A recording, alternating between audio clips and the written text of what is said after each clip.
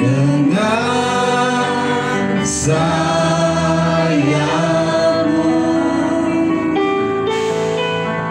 naungiku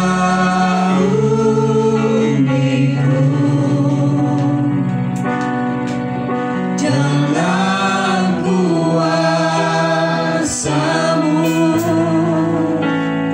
Di saat badai bergelora, ku akan terbang bersamamu. Bapa kau Raja atas semesta, ku transfer kau Allahku. Jiwaku tenang, jiwaku tenang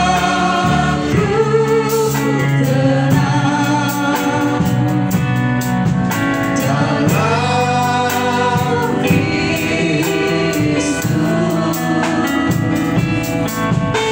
Lihat kuasanya, jalan kebenaran. Di saat badai bergelora, ku akan terbang bersamamu. Bapa kau Raja atas semesta, ku transfer kau Allahku. Di saat badai bergelora, ku akan terbang bersamamu. Bapa kau Raja atas semesta, ku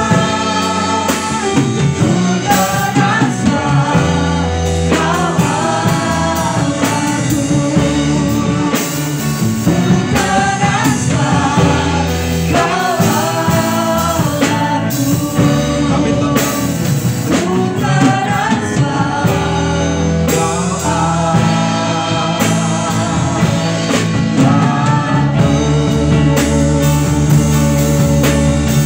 Haleluya. Mari berikan sorak-sorai tepuk tangan bagi Dia. Haleluya. Manukan saya kepadamu. Ya roh hikmat, pengertian dan wahyu Tuhan nyatakan bagi setiap kami. Dalam nama Tuhan Yesus Kristus. Dan semua yang mengasihi Tuhan sama-sama kita berkata amin. Silakan duduk saudara. Shalom saudara. Apa kabar? Ya, saya berharap saudara makin hari makin luar biasa. Orang-orang yang bisa berdiri di sini itu saudara, ini bukan orang yang tidak pernah sakit, tapi orang yang berani memilih untuk menaklukkan sakit. Ya, ini saudara. Orang yang bisa melayani itu orang yang memilih untuk tidak takut. Jadi hari-hari ini kan hidup ini kan sebuah pilihan. Saudara memilih takut, yaitu pilihan saudara. Saudara memilih berani, itu pilihan saudara. Karena sejak dunia dijadikan saudara, dalam Kejadian pasal 3, itu manusia itu kan gagal memilih. Kejatuhan manusia dalam dosa itu disebabkan dia gagal memilih. Karena dia gagal memilih, maka dia gagal mempertahankan kehidupan yang sejahtera di Taman Eden. Dan hidup ini adalah pilihan. Mari kita lihat di dalam Kejadian pasal yang ketiga, ayat yang ke-17 dikatakan begini. Lalu firman-Nya kepada manusia itu, karena engkau mendengarkan perkataan istrimu dan memakan dari buah pohon yang telah kuperintahkan kepadamu, jangan makan daripadanya, maka terkutuklah tanah karena engkau. Dengan bersusah payah engkau akan mencari rezekimu dari tanah seumur hidupmu. Saudara dikasih Tuhan, manusia atau yang dikatakan manusia ini adalah Adam. Dia gagal untuk hidup benar. Karena apa? Dia lebih memilih mendengarkan perkataan istrinya. Padahal yang mendengar firman Tuhan itu adalah dia. Makanya kejatuhan manusia di dalam dosa itu bukan karena kesalahan ular, bukan. Tapi karena manusia ini membuat pilihan yang salah. Karena setiap manusia itu sudah diberikan namanya kehendak bebas atau free will. Saudara sakit itu kehendak bebas saudara. Itu pilihan saudara. Saudara takut itu pilihan saudara. Karena di dalam Kejadian pasal yang kedua, di dalam ayat yang ke-8 dikatakan begini. Selanjutnya Tuhan Allah membuat taman di Eden. Di sebelah timur, disitulah ditempatkannya manusia yang dibentuknya itu. Lalu Tuhan Allah menumbuhkan berbagai-bagai pohon dari bumi yang menarik dan yang baik untuk dimakan buahnya, dan pohon kehidupan di tengah-tengah itu, serta pohon pengetahuan tentang yang baik dan yang jahat. Jadi manusia ini ditempatkan di Taman Eden. Artinya dia sesuai rencana Tuhan adalah hidup dengan sejahtera, tidak kekurangan apa-apa. Karena di situ ada 3 jenis pohon di Taman Eden. Yang pertama adalah berbagai-bagai pohon dari bumi. Yang kedua adalah pohon kehidupan. Yang ketiga adalah pohon pengetahuan tentang yang baik dan yang jahat. Manusia diberikan kehendak bebas. Di tengah-tengah taman ini ada 2 pohon, yang namanya pohon kehidupan dan pohon pengetahuan tentang yang baik dan yang jahat. Dan kita lihat kegagalan manusia, yaitu dihasut oleh iblis.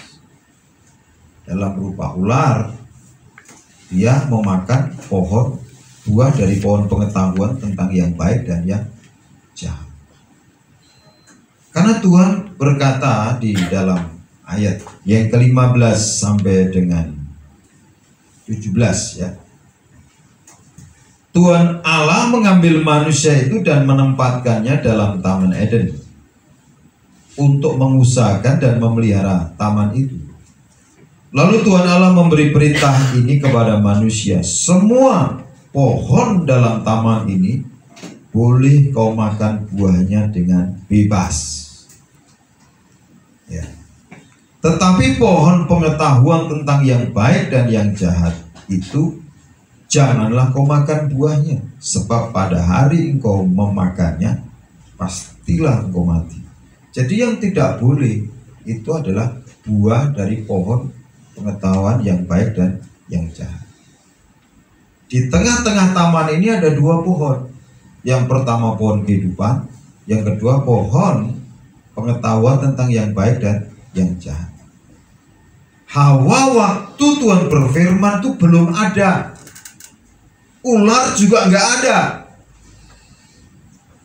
Makanya pentingnya kita ini kalau mendengar informasi dari orang yang tahu persis. Nah, banyak orang itu mendengar informasi dari orang yang tidak tahu persis, ya kan? Hawa menerima informasi dari ular, di mana ular itu nggak ada pada waktu Tuhan berfirman. Karena dikatakan ayat yang ke-18 ini, ya, Tuhan Allah berfirman tidak baik kalau manusia itu seorang diri saja. Nah, baru setelah itu perempuan dibentuk. Kenapa mesti Hawa itu lebih percaya ular, tidak percaya suaminya?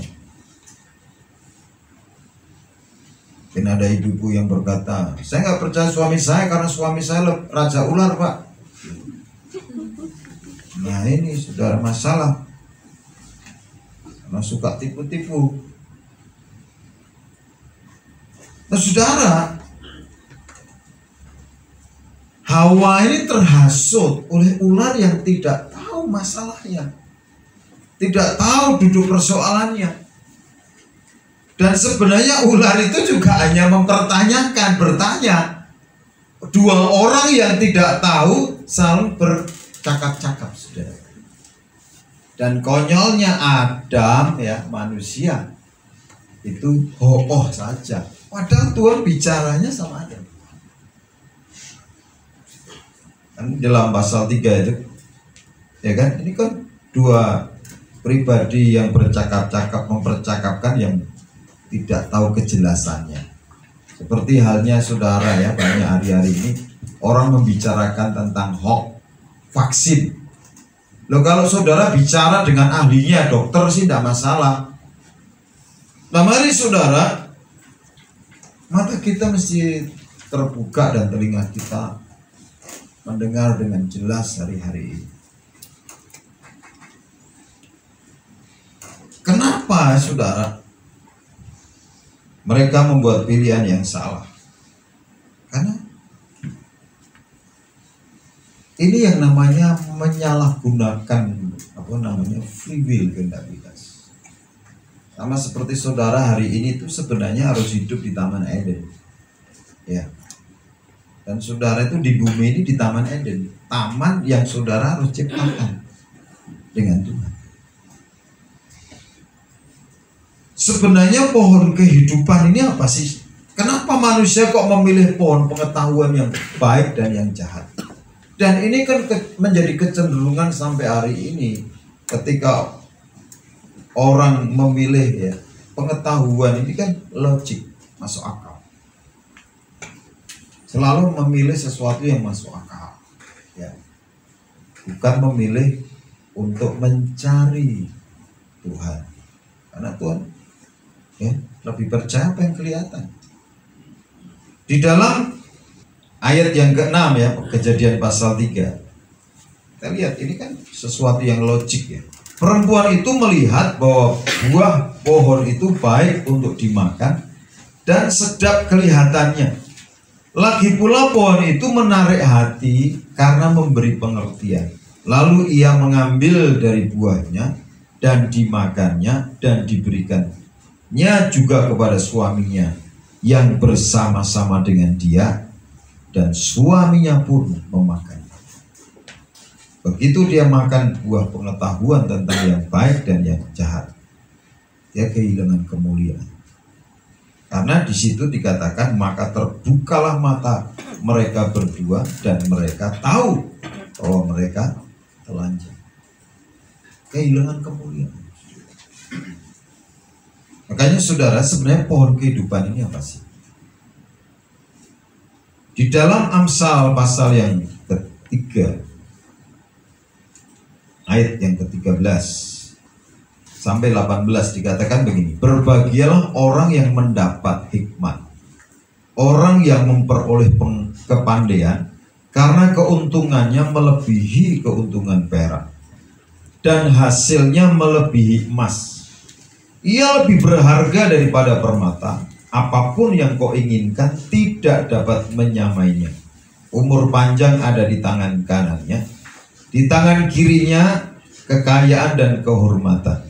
Jalannya adalah jalan penuh bahagia. Segala jalannya sejahtera semata-mata. Ia menjadi pohon kehidupan bagi orang yang memegangnya. Siapa yang berpegang padanya akan disebut berbagi. Jadi apa yang dimaksud pohon kehidupan? Itu adalah hikmat. Manusia sejak pertama tidak memilih hikmat, tetapi memilih apa? Masuk akal. Yang masuk akal.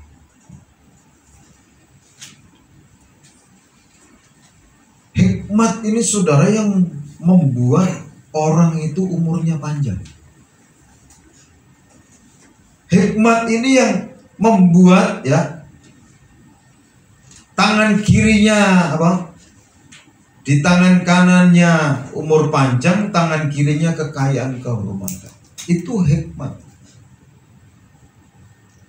Karena di Amsal pasal 3 ini berbicara tentang berkat dari hikmat. Orang yang punya hikmat itu bisa membuat pilihan yang benar di dalam situasi yang paling sulit sekalipun. Makanya kalau orang membuat pilihan salah itu kurang hikmat saja. Makanya di dalam Amsal pasal 3 di sini definisi tentang hikmat ini adalah apa? Ini bicara tentang perintah Tuhan dan pengajaran. Karena di dalam ayat yang pertama dikatakan, hai anakku, janganlah engkau melupakan pengajaranku, dan biarlah hatimu memelihara perintah. Jadi saudara, kenapa manusia itu jatuh dalam dosa? Karena Adam tidak mengingat atau dia melupakan apa yang menjadi pesan Tuhan. Bahwa semua pohon dalam taman ini boleh kau makan buahnya dengan bebas, tetapi tentang pohon pengetahuan baik dan jahat itu buahnya jangan dimakan. Malah dia memakan buah dari pohon pengetahuan yang baik dan yang jahat. Saudara, dalam hidup ini kan pilihan. Kalau saudara masih di dalam kriteria seorang yang memilih baik situasi, baik keadaan, saudara itu masih termasuk orang yang akan keluar dari Taman Eden. Karena Adam itu memilih yang baik dan yang jahat, buah dari pohon pengetahuan ini. Ngerti yang baik dan yang jahat. Dalam hidup kita ini, kalau kita ini levelnya baru memilih yang baik dan yang jahat, saudara, bisa membedakan saudara tidak layak masuk berada di Taman Eden. Kita ini mesti memilih yang namanya buah dari pohon kehidupan, yaitu hikmat, yaitu pengajaran, yaitu adalah perintah Tuhan. Makanya Tuhan Yesus berkata, barang siapa mengasihi aku, dia akan melakukan segala perintah. Itu yang disebut pohon kehidupan, saudara. Itu yang disebut hikmat.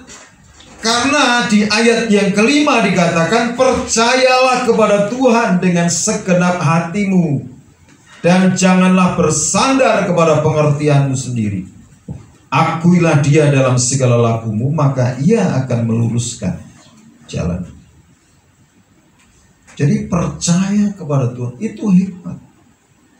Tidak masuk akal. Memang kalau saudara memilih hal-hal yang masuk akal, saudara makan buah pohon pengetahuan yang baik dan yang jahat. Karena Amsal ini ditulis oleh seorang raja yang bernama Salomo. Dan ketika dia menjadi raja, saudara, yang dia minta dari Tuhan itu adalah hikmat, saudara. Kita lihat di dalam 1 Raja-Raja pasal yang ketiga. Kita lihat di ayat yang ke-5. Di Gibeon itu Tuhan menampakkan diri kepada Salomo dalam mimpi pada waktu malam. Jadi mimpi pada waktu malam. Ya. Jadi kalau mimpi siang bolong, itu mimpi bercanda-canda aja, saudara. Berfirmanlah Allah, mintalah apa yang hendak kuberikan kepadamu. Jadi Tuhan berkata, mintalah apa yang hendak kuberikan kepadamu. Jadi bukan apa yang tidak akan aku berikan. Jadi kalau meminta itu sesuatu yang sesuatu yang saudara tahu, ya, pemberinya itu akan memberikan sesuatu kepada saudara. Kalau tahu apa yang saudara minta itu tidak akan diberikan, ya itu saudara berarti tidak paham. Lalu Salomo berkata apa? Engkaulah yang telah menunjukkan kasih setiamu yang besar kepada hamba-Mu Daud ayahku, sebab ia hidup di hadapanmu dengan setia. Berbahagialah punya seorang ayah yang setia. Banyak orang ini hari-hari ini masalahnya nggak setia, ibadah nggak setia, ya, pelayanan nggak setia, apalagi banyak hal yang dikerjakan tidak setia. Itu kekurangan banyak hari ini. Orang Kristen itu hanya diuji kesetiaan. Dikatakan begini, benar dan jujur terhadap engkau, dan engkau telah menjamin kepadanya kasih setia yang besar itu dengan memberikan kepada seorang anak yang duduk di tahtanya seperti pada hari ini. Jadi Salomo menyampaikan kepada Tuhan itu membawa membawa rekam jejak ayahnya, yaitu dia katakan bahwa bapakku itu setia, benar dan jujur terhadap engkau. Setia, benar dan jujur. Ini rekomendasi, rekam jejaknya Daud. Dikatakan, maka sekarang ya Tuhan Allahku, engkaulah yang mengangkat hamba-Mu ini menjadi raja menggantikan Daud ayahku, sekalipun aku masih sangat muda dan belum berpengalaman. Demikianlah hamba-Mu ini berada di tengah-tengah umat-Mu yang Kau pilih, suatu umat yang besar yang tidak terhitung jumlah dan tak terkira banyaknya. Maka berikan kepada hamba-Mu ini hati yang faham menimbang perkara untuk menghakimi umat-Mu dengan dapat, perhatikan, membedakan antara yang baik dan yang jahat. Sebab siapakah yang sanggup menghakimi umat-Mu yang sangat besar itu? Lalu adalah baik di mata Tuhan bahwa Salomo meminta hal yang demikian. Jadi berfirmanlah Allah kepadanya, oleh karena engkau telah meminta hal yang demikian dan tidak meminta umur panjang atau kekayaan atau nyawa musuhmu, melainkan pengertian untuk memutuskan hukum. Jadi Salomo itu minta hikmat untuk bisa membuat keputusan yang benar, bisa membedakan yang baik, yang jahat. Karena standar dunia ini kan baik dan jahat. Kalau dia sebagai raja ini sendiri tidak bisa membedakan, dan dia tidak bisa membuat keputusan dengan benar, masalah, saudara. Makanya kita ini penting belajar dari orang-orang yang pernah hidup, yang bukan meminta harta, ya. Banyak orang minta berkat itu selalu materi, ya. Itu saudara kalau nggak bisa mengelola dengan benar, itu akan membunuh saudara. Karena hal yang bersifat materi sudah saya sampaikan bahwa itu adalah racun maut. Ya, kita lihat, maka sesungguhnya aku melakukan sesuai dengan permintaanmu itu. Sesungguhnya aku memberikan kepadamu hati yang penuh hikmat dan pengertian, sehingga sebelum engkau tidak ada seorang pun seperti engkau, dan sesudah engkau takkan bangkit seorang pun seperti engkau. Jadi Tuhan memberikan hati yang penuh hikmat dan pengertian. Ini adalah pohon kehidupan, ya. Makanya Salomo kan menulis, berbahagialah orang yang mendapat hikmat. Ayat 18 dikatakan ia menjadi pohon kehidupan bagi orang yang memegang. Jadi orang yang mendapatkan hikmat itulah memiliki pohon kehidupan. Sehingga dia akan menikmati buahnya dari pohon kehidupan. Maka dia bisa menuliskan di dalam Amsal pasal 3 itu bagaimana hikmat itu membuat lumbung-lumbungnya penuh, berlimpah-limpah. Karena apa saudara? Di ayat yang ke-9 ini kan hikmatnya Salomo, sehingga dia tidak pundi-pundinya selalu penuh.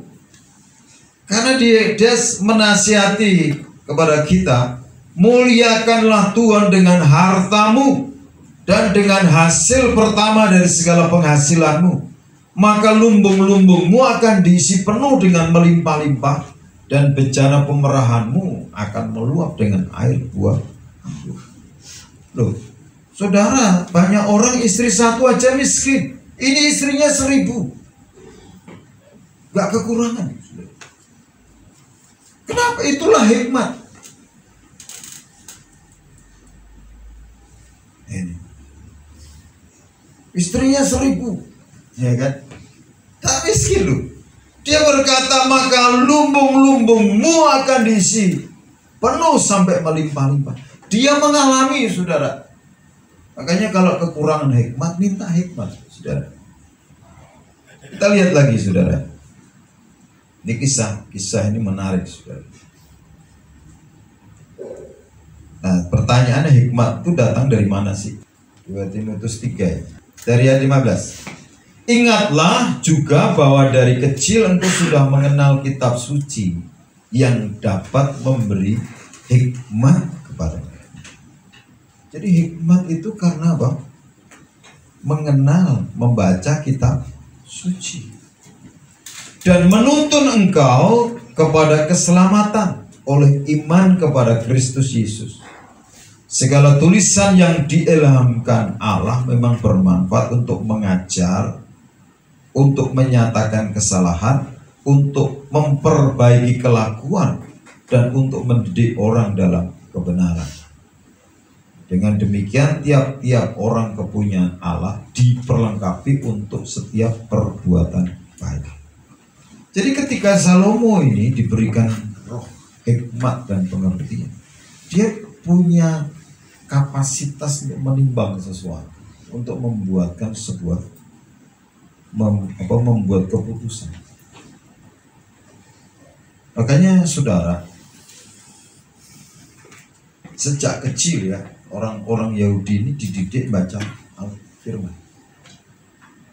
Kalau saudara ini tidak pernah melatih diri membaca firman, apalagi sejak kecil, kan sekarang ini tidak seperti zaman dulu, Alkitabnya di HP, kecuali saudara yang nggak cinta Tuhan. Loh, di HP saudara kalau nggak ada Alkitab itu saudara yakin? Saya nggak yakin kalau sudah cinta Tuhan. Malah isinya apa? Ya, Alkitab nggak ada. Padahal kita ini kan sudah di zaman yang canggih ini, dimanapun kita berada kita bisa baca. Karena kalau saudara ingin hikmat, itu seperti nasihat Rasul Paulus kepada Timotius itu apa? Mengenal kitab suci. Dalam terjemahan lain itu dikatakan begini, engkau harus ingat bahwa sejak kecil engkau sudah mengenal Alkitab. Alkitab itu dapat memberikan kepadamu pengertian. Banyak orang kurang pengertian, kurang hikmat. Kenapa? Kurang baca Alkitab.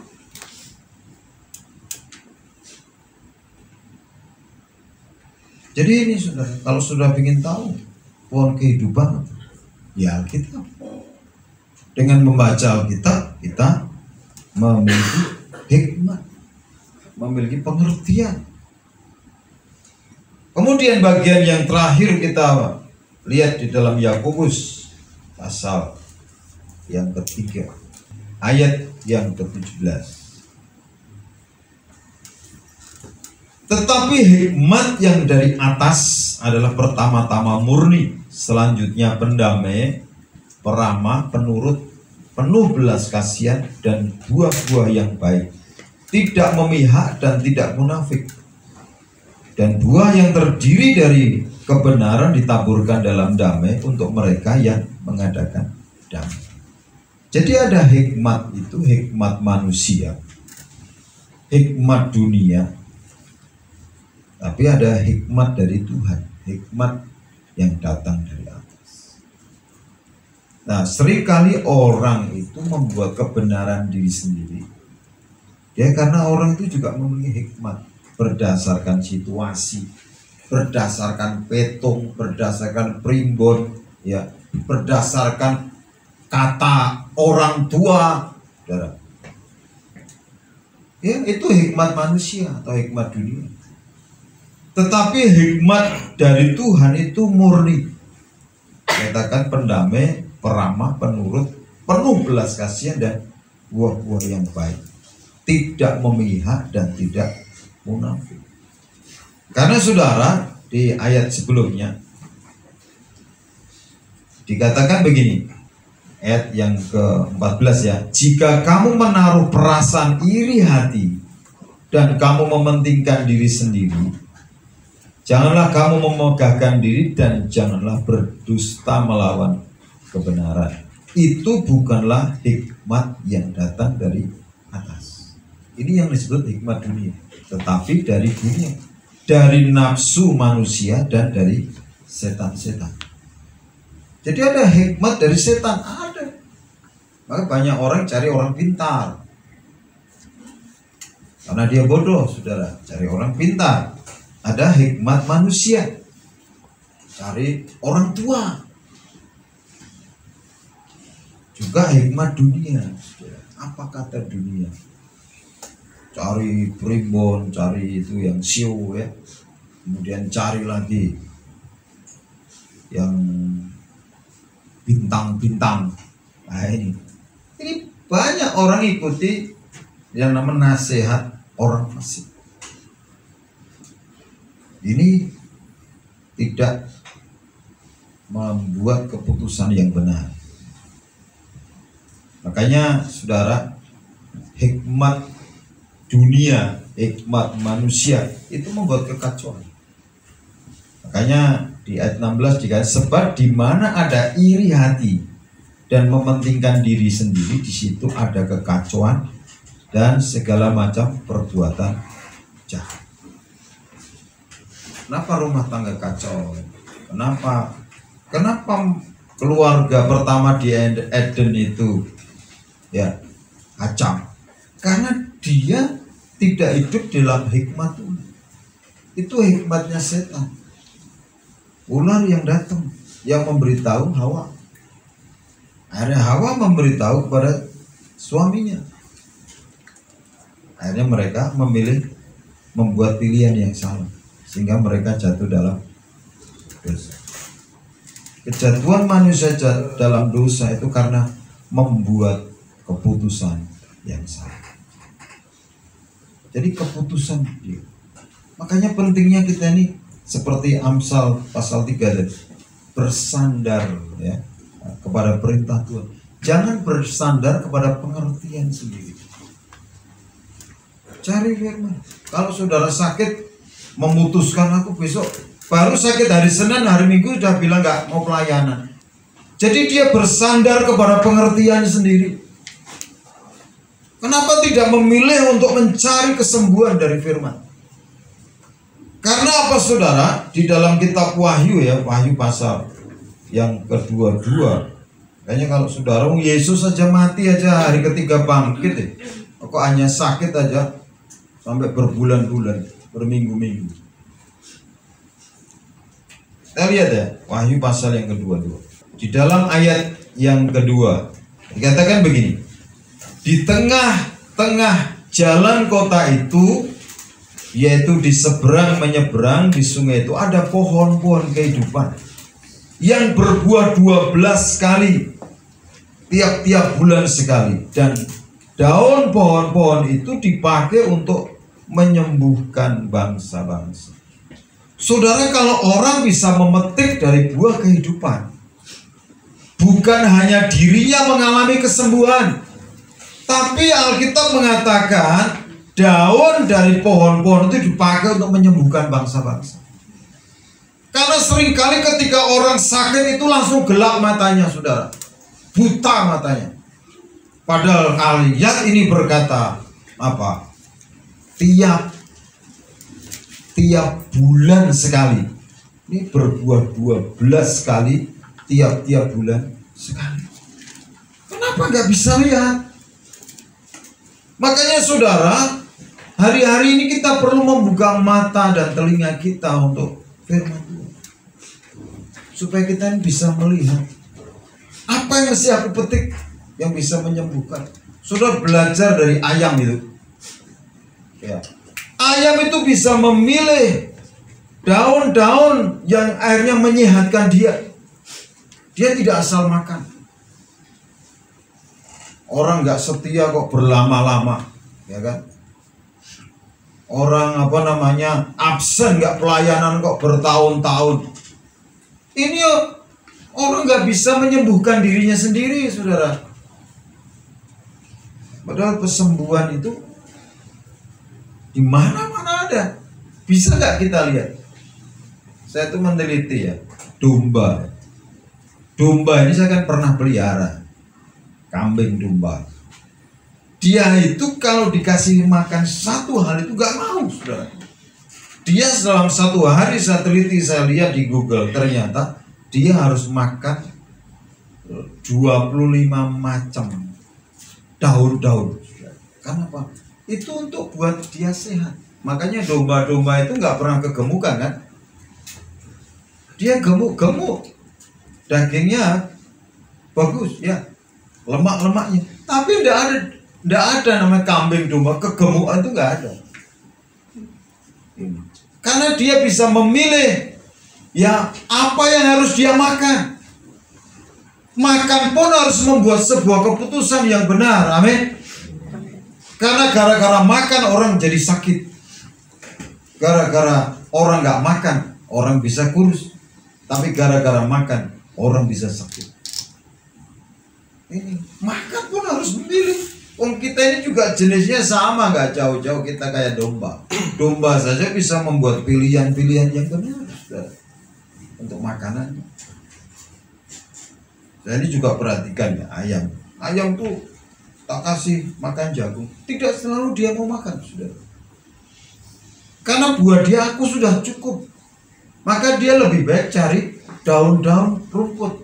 Rumput ini dimakan ini. Ya. Kita harus bisa membuat pilihan buat diri kita sendiri. Amin. Masalah saudara menikah atau tidak menikah ini kan pilihan. Ya kan? Kalau saudara sudah memilih menikah, tanggung jawab. Amin. Ya, kalau memang belum menikah dan saudara memang tidak dipanggil untuk menikah, jangan menikah, menyiksa diri sendiri. Ada banyak orang yang seharusnya tidak menikah, memaksa diri menikah, mati muda, saudara. Ya, karena apa? Dia tidak diperlengkapi untuk ngurus orang lain. Mati muda ya. Nah, milih hidup umur panjang atau mati muda? Panjang umur. Iya kan? Kalau memang orang memang ditetapkan menikah, itu berarti diperlengkapi hikmat ngurus anak istri. Kalau memang enggak, ngapain susah-susah? Karena orang menikah itu apa? Menyusahkan secara badaniah, saudara. Malam-malam harusnya tidur, ya kan? Suruh ngeroi suaminya. Gak mau loh, gak mau itu tanggung jawab. Mau gimana? Ya kan lebih baik tidurnya nggak usah ngurusi kan. Jadi saudara, mari kita buat pilihan-pilihan yang benar setiap hari. Masalah makanan, masalah pilihan dalam hidup itu banyak. Masalah pekerjaan. Kalau pekerjaan itu tidak membawa saudara dekat kepada Tuhan, itu berarti bukan dari. Kalau pekerjaan itu tidak membawa saudara dekat kepada Tuhan, itu bukan dari Tuhan. Baik, mari kita bangkit berdiri, kita berdoa. banyak hal tantangan di depan saudara. Kalau saudara kekurangan hikmat, mintalah hikmat kepada Tuhan. Jangan bersandar kepada pengertian sendiri, tapi percayalah kepada Tuhan. Haleluya. Tuhan menyediakan kesembuhan, kesehatan. Tuhan menyediakan makanan yang baik untuk saudara makan. Tuhan menyediakan obat buat keletihan, kelemahan saudara. Tapi kenali Tuhan melalui firman yang saudara baca. Karena firman itu akan mendatangkan hikmat. Hikmat itu membuat mata saudara melihat, telinga saudara mendengar. Haleluya. Haleluya.